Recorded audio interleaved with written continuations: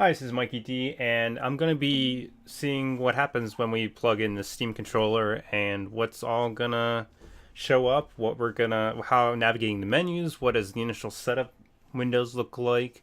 I'm just really curious. This is a first dive in impression, so going ahead first, I have not even looked up how to do anything, read no instructions, which there isn't much anyway, but let's get right to it. So let's plug in the wireless adapter here into my test machine.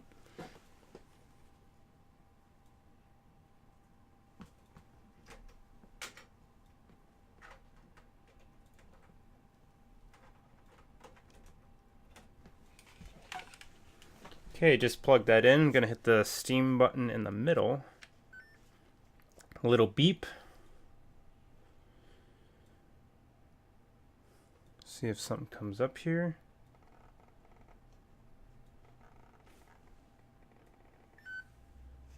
Did not link up, so I'm assuming then without a reboot, we'd probably have to go into the actual settings here.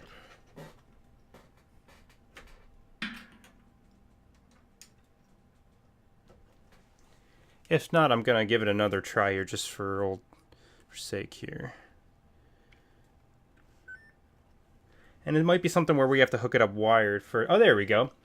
This first time maybe it just didn't pick it up quite right. So we got the mouse cursor with the right haptic touchpad.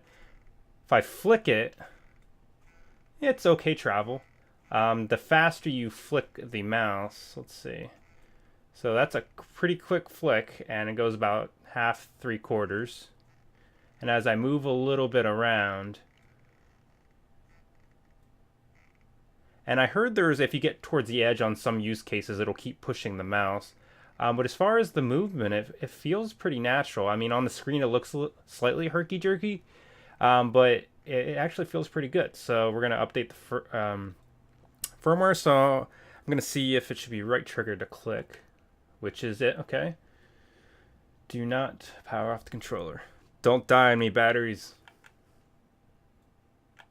Okay. Well, let's hit the A button.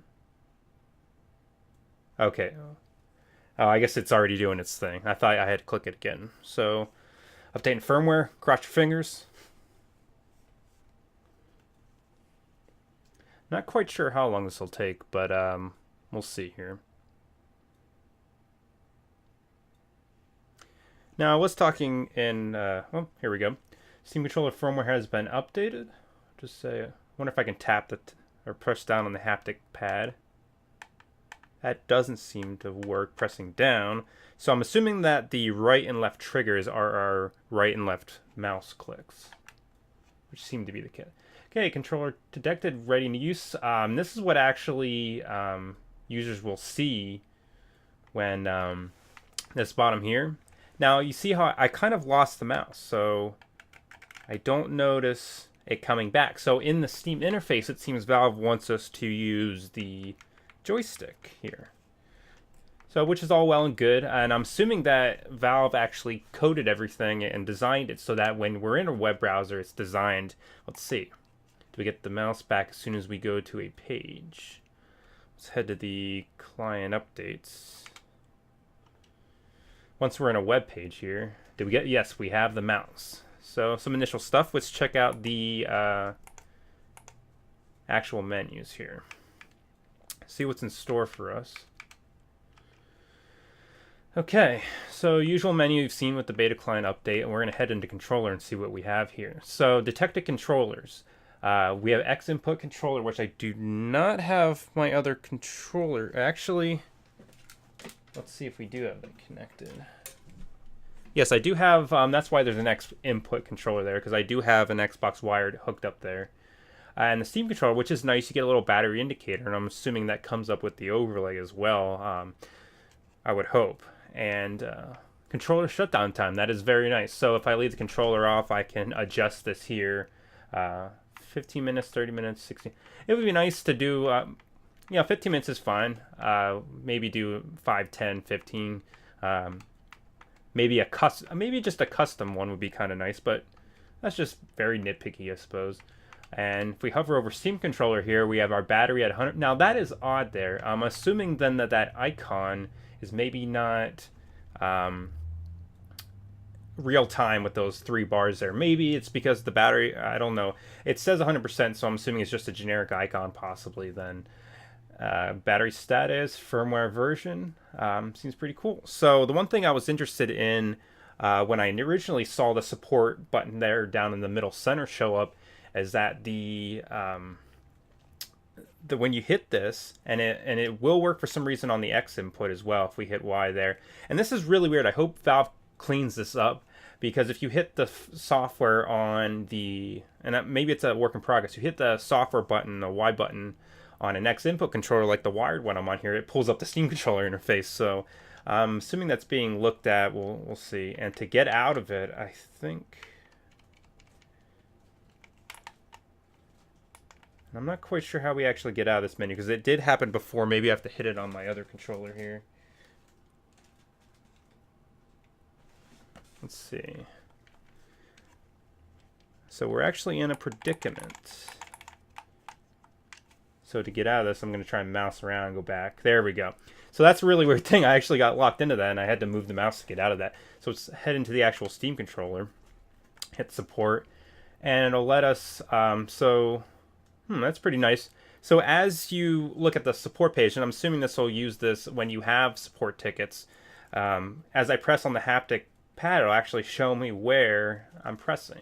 Now, it's not a real time, but it's as I press down on it. It actually shows where I click it, too. That is very nice. Allows us to test all the buttons, make sure everything works, all the feedback. That's pretty nice. It gives us the firmware date, bootloader, serial numbers blank, firmware revision, radio. Pretty cool. I like that they put this together for troubleshooting issues with the controller. I don't see this often in other. I mean, even if I hook up my PS3, I don't have a support.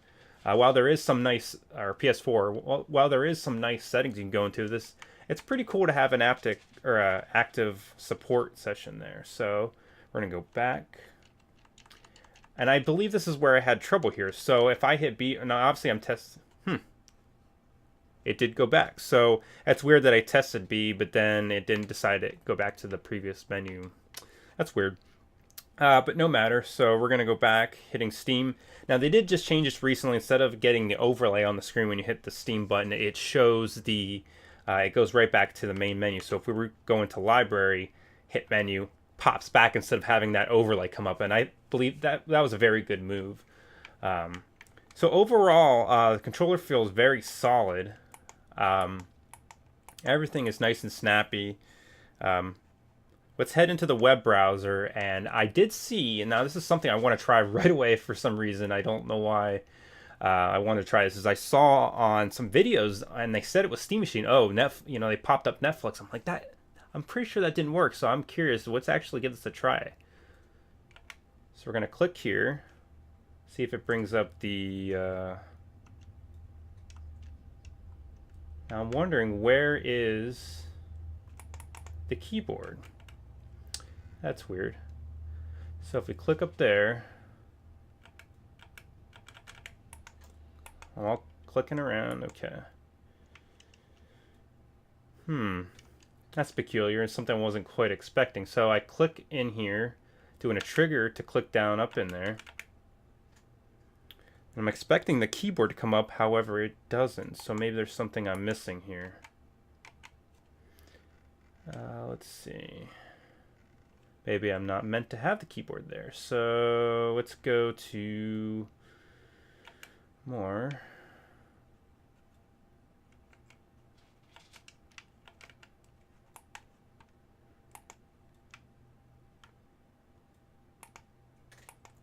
It's kind of peculiar here. I kind of got a little froze up. So, let's hit the web. Let's go to home and see what we got here. So, let's find out. It's funny how it shows up "anyone likes tacos" from the one of the posts that I don't know why it says I frequently visit that, but let's go to the favorites and just try and go to Google. And I want to see, because I was expecting the keyboard to come up there. It's a little odd. Oh, there we go. So we got the right side, the right haptic, and the left haptic will show the other one. So I do like this a lot. This is really strange, and I'm assuming once you get used to the muscle memory of this, it's going to be pretty interesting to search this way. But what I want to see is, I'm just going to say done, and I want to click up here. Now, see, I don't see. Now, let's go to more. It didn't bring up anything. Now, this is one thing. I'm not sure maybe if I'm just doing something wrong here, but I would expect the keyboard to come up if I would click in the address bar here instead of having to go to Google. So I'm not quite sure. Let's just click. Oh, there we go. So I clicked the A button. Let's get out of there and see how I do that again. Learning curves, everybody. No, I want to get it done. So I'm going to click up here again. I'm going to hit the A button. Does that do anything? I thought that's what brought it up. How about the Y button? Nope. That again. Whoa. Okay, click up there. No amount of trigger presses do it. So let's hit X. Doesn't seem to do it. So this seems to be a little bit of something that needs a little work here for a second. And it came up twice. So what I think happens here is I clicked in the address field with the right trigger. And the more field is, I believe, what we want. Now, but when I click the more field, it's actually coming up in the upper right-hand corner. And what happens when I hit A, I'm going to hold down A. You saw up in the upper left-hand corner, the more menu actually came up and it said edit URL, and there's the other usual options beneath that. So it's weird that when you hit the more selection, that's what brings up your keyboard. And see, it actually came up twice, which is weird. So it seems like a little bit of a glitch. And Valve, now here's the interesting thing, is Valve did, anybody that ordered Steam hardware, you got a email address to pass on suggestions, corrections, things that you've ran into. So that's one thing I'm going to bring up there. And so I can get to the URL, so we're going to try Netflix here. So I'll make this video like 20 minutes long. So we're going to click there, hit X for more, A to edit URL. So there we go. So how do we back up here? Let's see. Left button will back up or clear. Okay. So we're going to hit N. And I have to admit, this is kind of weird. Net. Oh, too many. How do we go back here? Oh, there we go. You'll have to bear with me as I kind of get, this is my very first time using the controller. So net. I do like that. It's pretty nice. I actually spelled it wrong. Net. FLIX. Then do we have a .com prefix? Nope. So I'm assuming the area up here would actually have some pre-filled words maybe at some point for auto spelling. That would be nice. I know they do that in the search boxes for the store. There we go. Let's go to Netflix. And I got to actually, on my other screen here, pull up my password. Now, I'm not... here's the thing is, of course, I don't want to show my actual password. So, wonder if there's a test screen that we can do. So, I wonder how you actually scroll down. Oops, my bad. Oh, there we go. It's just the joystick. Okay. So I'm wondering if there's any test I can do here. No. So what I'm going to do is stop the video. I'm going to enter my account credentials, and then we'll resume here soon. All right, and we're back here. So I'm just going to try out. I'm wondering if this will even work. I'm guessing it's actually not going to, but that's why I saw this on the net. I'm like, I wonder if this is actually going to work. So we're going to try just a little bit. Now, I have other people on my account, so we're going to try something that isn't already started. How about the Great Food Truck? I love food. Let's go with that. Does it play?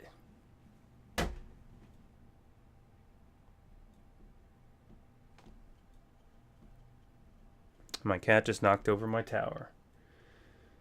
Now we're not getting an error. Oh, there we go. So that's what you normally get. So I'm curious how they got Netflix working in some of the other reviews, or if they were actually on the actual Steam machine. And maybe they know something I don't know. But currently there's like workarounds you can do with Chrome. But so no matter. We'll get out of that. So pretty cool. And it's weird that they don't let you move around with the mouse though in the main screen. But that's for another time. There's plenty of things I want to try out with this. I might even start a gameplay video of some sorts and check out some things.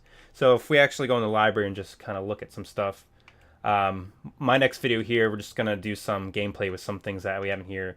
Games that normally work on keyboards. Make sure I have some stuff downloaded. It's kind of nice when you move around, you actually get a little haptic feedback with the joystick as well. So that's just some initial impressions of the controller itself, and when I come back here, we're going to do some gameplay. Alright, there's one more thing. I actually forgot something, so I apologize for ending the video. And a very obvious thing is desktop mode. And I'm sure a lot of people want to know what happens. What happens when you exit desktop mode? Let's say I have a Windows machine. What happens when I exit Steam? The normal options to turn on desktop mode, I just have to point that out. Usually it's in the settings gear here. And you want to go down to interface. And you want to check the box that says enable access to the Linux desktop. On Windows, I'm not sure what that is. I think you would just quit Steam normally and it would just, do the same, well, perform kind of the same action. So let's quit here and go to desktop mode. Now, the one thing that I noticed immediately is the mouse itself is a lot faster, and this probably has something to do with it being in GNOME 3's desktop and it using its mouse settings versus Steam Comp Manager and the SteamOS session.